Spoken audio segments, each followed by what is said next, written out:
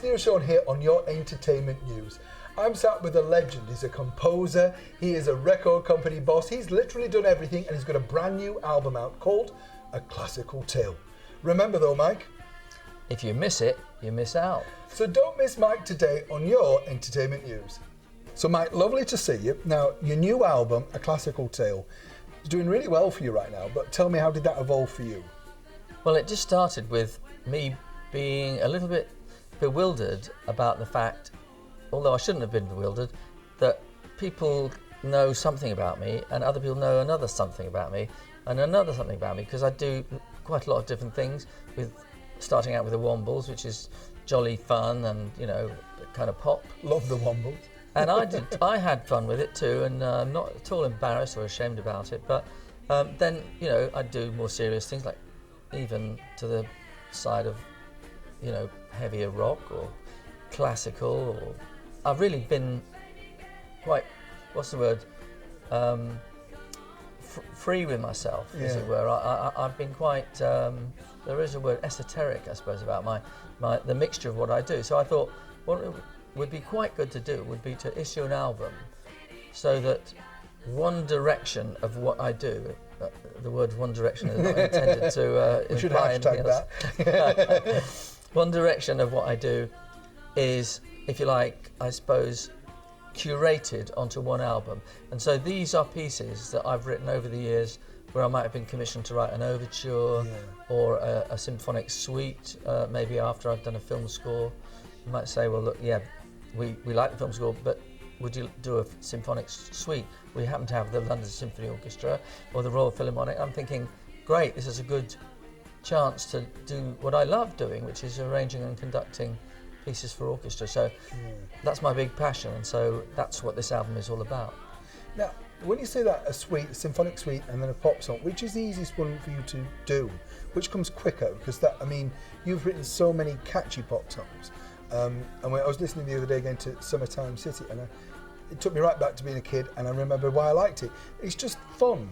I mean, you can criticise it and, you know, pop it, but you think, no, it's upbeat, it's fun. It reminds you of summer and people running in sand and having an ice cream. And, well, you know, and it was Seaside Special's theme, wasn't it? Yes, well, that was commissioned by the BBC to be the theme for Seaside Special.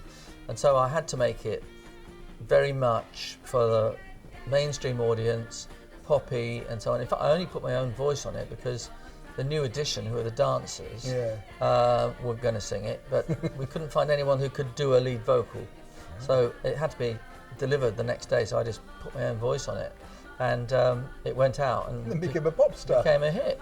As a songwriter, producer, arranger, everything, when you meet an artist, and we won't name names, but when you work with people, is it always a bit cringy when you think, oh, they're not a particularly great singer, but you've written wonderful songs? I always, you know, one of my heroes is, as I said, Mike Stott, the record producer. Yes. And I always thought it was amazing that, you know, he never flinched when anybody wasn't a great singer.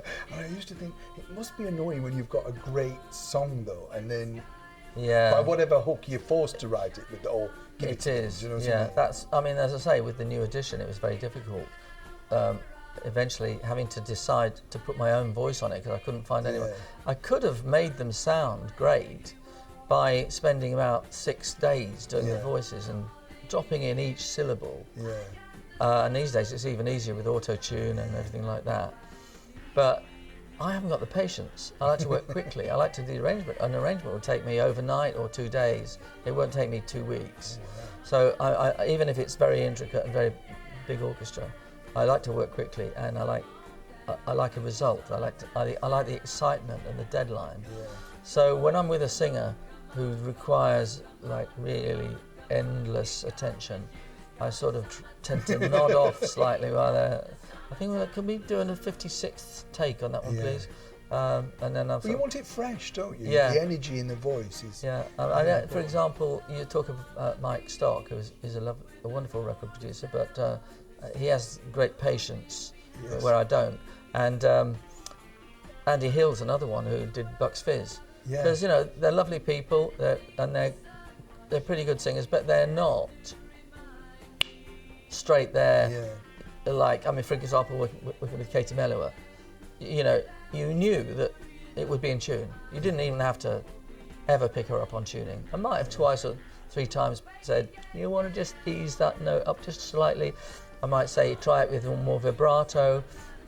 Working with Cliff is exactly the same. I've done a couple of records with Cliff, and he is wonderful because even though he's the star that he is, I always find the biggest stars are the ones who take direction the most easily, because they're not worried about their status. And if somebody says, as I did to Cliff, say, do you think you could put a little bit more vibrato on the 3rd syllable of that word?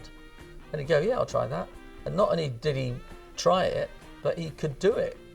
You know, he had that much control. And that must be lovely for you, as you know, as the producer and writer, because you kind of think, oh gosh, I know what I can do with this guy.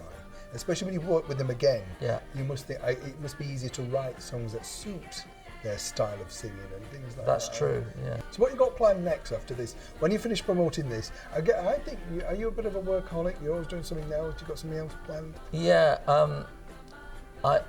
I'm always thinking about the next thing, because I've really, as you get that little bit older, you've got less time in which to achieve all the things you want to do. So I've got a musical called Men Who March Away, which is about the Spanish Civil War and the First World War, which I've been meaning to put on for about the last 15 years, and there's several theatres are asking me to do it. That's cool. So I'd like to get that on. I'd like to bring my Hunting of the Snark musical. So any wealthy theatre producers listening, you've got the job. So I've got other things I want to do, but the Wombles, people sometimes say to me, what are you doing the Wombles for? I've been in denial for the last 40 years about the Wombles. But it's your history. And exactly, and they're such great characters. And there were 50 songs, because there were 4 albums, all of which were gold albums. So I know, I mean, writing all this, the record company in those days would ring me up and say, Mike, we need an album. I say, okay, yeah, great, when do you need it? In 6 weeks' time, would that be enough? And they didn't mean they wanted it delivered in 6 weeks' time, they wanted it in the shops in 6 weeks' time. And that's why I developed this love of working quickly.